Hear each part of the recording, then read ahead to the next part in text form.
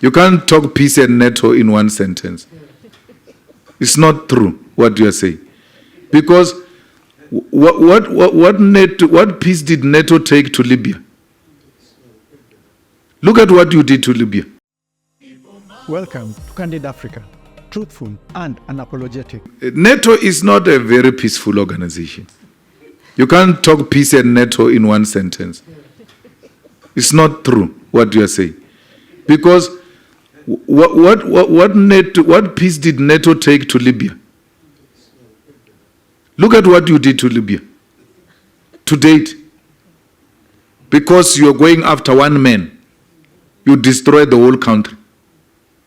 So if it brought peace in Norway, it has not brought peace in Africa. And our experience with NATO is not what you have experienced. And therefore, we respectfully disagree with that. You know, this thing of territorial threats, we know them here. We've got an army base here in Botswana. What is America doing here in Botswana? Why is Africa not in American borders? What do you call that? And you come and say imperialism and colonialism is finished. When people expand their territorial expansion through putting military bases at our borders. There's a military base here. A study has been conducted that a fighter jet that moves from that army base to the Union building will not take less than 2 minutes to bomb the Union building. If a war is declared with America, America does not have to assemble any resource from Washington or anywhere else to come here. They are already here. What do you call that? It's democracy. It's free world. We must celebrate that and say, no, imperialism is no longer there. It's in our head. We understand what Putin is fighting against because we have it here. Here. What is it doing here? We never went to Asia. We never went to Europe. We never went to America. We are here. We don't establish bases anywhere. Why should you establish bases in military bases in our continent? And when we speak, it's called old-fashioned politics. That they are out of fashion. There's no such a thing as imperialism. When imperialism is breathing on our neck, yeah, we're not going to allow that. We are going to expose that American military base here all the time in the platforms we get and educate our people that this is exactly what Putin is fighting against. America will not allow that. That Russia must go and establish a military base in Cuba with missiles facing the USA. Don't want to allow that. So we must not be allowed, we must not be asked to accept the things that you will not accept if they were to happen in your countries. And that's what we're talking about when we speak about NATO and peace not going together.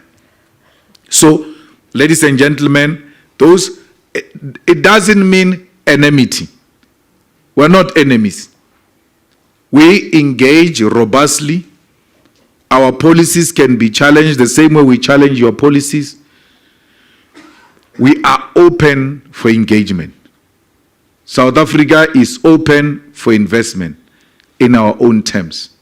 We know what multinational companies have done to our economy, coming to milk our resources, leaving us dry. The case in point is a place called Marikana.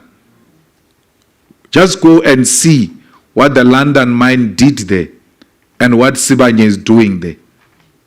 To date, with a huge operation of a mine just next to it, there is no water, there's no tar road, there's no electricity, there are no houses, no proper schools.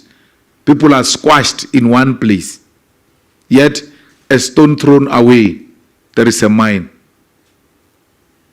We cannot allow that to continue as is under the EFF. We want a mine that will benefit our people. Why do people say No, the state must not own a bank in South Africa because there are private banks. Why do you need a state bank? Because they want to continue to exploit people and charge them high interest.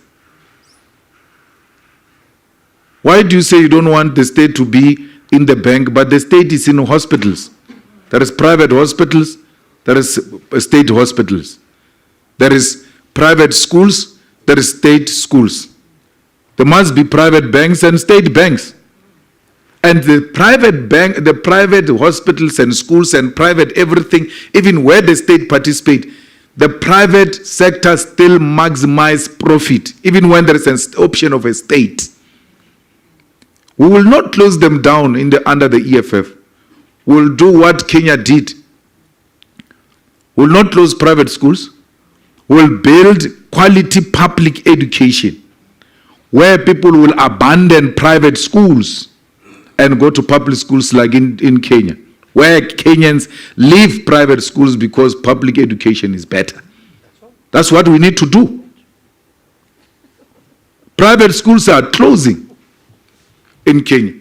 So there we have it. That has been our candid speech for today.